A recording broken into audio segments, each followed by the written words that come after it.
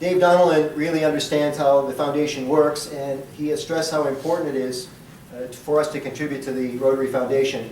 He'll be following up with you as the year continues, especially on the foundation initiatives. So those are the quantitative goals. Let's talk about the qualitative goals. What would it take to become a better club in terms of quality? And so, and when I say quality, I'm talking about being more efficient as a club, more productive as a club, and being a more fun place to hang out on Wednesdays and whenever else we meet. If you're still employed, by the way, which many of us are, having a club act like a business has additional benefits for you. By extension, your business stands to gain from Troy Rotary acting more professionally, because as the club grows in size and in influence, we can better promote each other online and offline and develop joint ventures with each other. So here's a new offer from your fresh president, because I now have a vested interest in you contributing to the club. Some of you may know I'm a communication consultant. I fly all over the country to do good work for corporations and other business entities. I'm offering you my personal help in the next 12 months, free of charge. And here's the deal. If I help you increase your business's income, gross income, by 15%, you agree to give 5% back to Rotary. Would you be willing to do that? If so, see me after the program or sometime in the next couple of weeks and we'll get started. I'm not kidding. I've taken ownership of the club in many ways in the last few years. Some of you have seen a marked shift in my behavior, and I hope to back up my behavior with my deed. So let's talk about other ways that we can become more professional as a club, which include treating each other and our guests with dignity and respect by listening more, especially when those views are different than our own. A lot of times we have guest speakers, and sometimes those guest speakers, we may not agree with them. I think that it's important for us to listen extra carefully when we don't agree with people.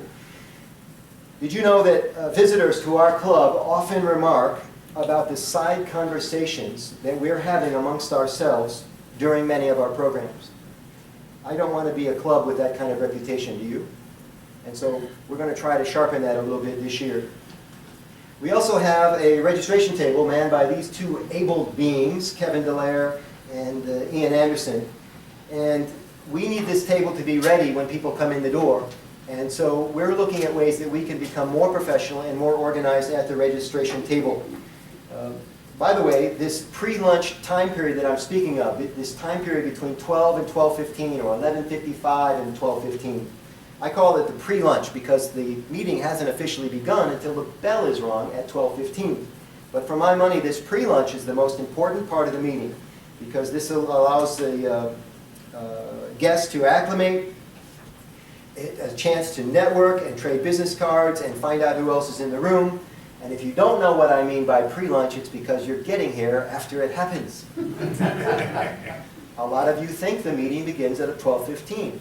It's true that the bell is rung at 12:15, but Troy Rotary Luncheon begins at noon, and you should try to be here if you can. You're missing out if you don't.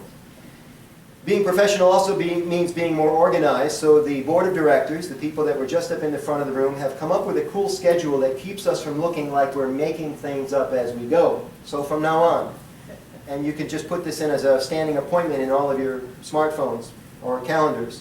The first Monday evening of every month is now the new member orientation happy hour.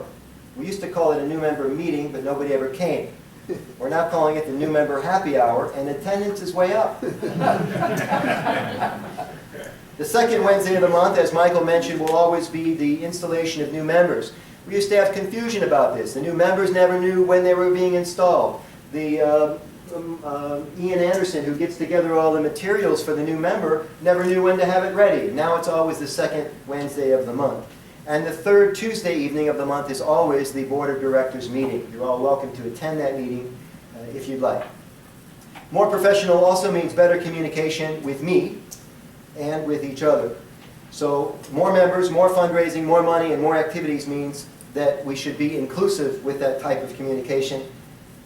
So this means, to my mind, talking to guests more than you talk to members during lunch. Talking to guests and visitors more than you talk to members at lunch. Being interested before being interesting. That means you're asking questions of these new people. How are you? Where do you work? Do you have children? Do you like to travel?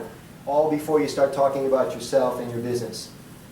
Inclusive communication means if you call me to talk about something and mention the name of another person in Rotary, I'm likely to put you on hold while I execute a three-way call.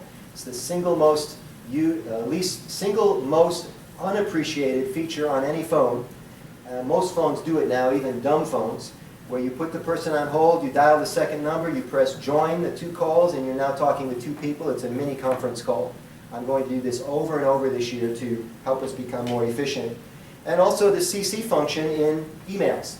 Again, I encourage you to contact me, but if you're contacting me to talk about another person, do yourself a favor and CC them in the message so they're in the loop right now and everybody's aboard. It will really help speed things up. A few Thursdays ago, I was working to encourage a Troy Rotarian to contact another member about a time-sensitive issue. The first member sent me an email saying he would meet up with the other member at the next Wednesday lunch. And I thought to myself, why not call her as soon as you're off the phone with me? Why not email the other person instead of emailing me? Why not emailing her and CCing me? And by the way, email protocol dictates that if you're CC'd in an email, you don't need to respond. You're just monitoring. If the email is sent directly to you, then you're obligated to respond. Also, during the next 12 months, I will initiate more than a few 5 or 10-minute telephone huddles with Troy Rotary members using a service called freeconferencecall.com. Does anybody else use this service? It's a beautiful thing. And if we need to get a quick board of directors temperature reading, we'll send out a quick email saying we're going to do a call. If you can be on it, great. If you can't, that's fine too. But it's going to be at 7:30 in the morning tomorrow. Here's what you dial into if you'd like to be on it. And that's how the invitation will come out. So speaking of group conversations, I like transparency, and so should you. Transparency is a terrific lubricant for getting things done. If you have an issue with someone and you want me to know about it, here's the sequence I prefer. First, call that person directly. Don't call me. Call the other person. Second, email that person and CC me. Third, try to be inclusive with that form of communication, and then you can initiate the three-way call with the two of us. And then I'll do whatever I can to get you what you need. Membership is quickly becoming our reputation. Let's talk about ways that we plan to grow our great club this year. Remember, one of the quantitative goals was that each of us is to bring in a Rotarian this year. And some of you are thinking, there's no friggin' way that's going to happen. Well, let's talk about it. If you've been a member for more than 3 years and you have yet to bring in a Rotarian, please consider not asking any more people to join Troy Rotary. You suck at it. I'm not kidding. If you've been a Rotarian for 3 years and you've yet to recruit a single person, it's entirely possible you don't know how to do it. And I only mention this because there are a few people in our club who are really good at it. Kamal is really good at bringing people to our club. Michael O'Shaughnessy is really good. I hope to become better and use the power of the podium this year to do it. So one of the things we're talking about doing is inviting guests to the lunch. You still invite them. You still bring your friends and associates to the club. Hi, Sam. And you have them sit next to me, or Kamal, or Michael. You can sit on the other side of them if you like, because this guy can close people in his sleep. See, if you're not good at it, let him do his magic, you see? And that way we're not wasting the opportunity.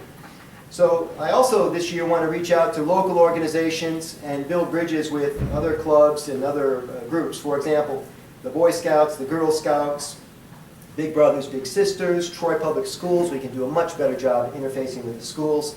John Buckert is working on that right now. We have secured the superintendent of Troy schools for the keynote address at one of the upcoming educational events. Troy City Hall is another bridge we can build, and I'm especially interested in the top 10 employers in Troy, including Beaumont Hospital and Kelly Services. If I don't see some action on this in the next 2 months, we're going to issue a bounty on anybody that gets somebody to sign up from Beaumont. I think that would be terrific.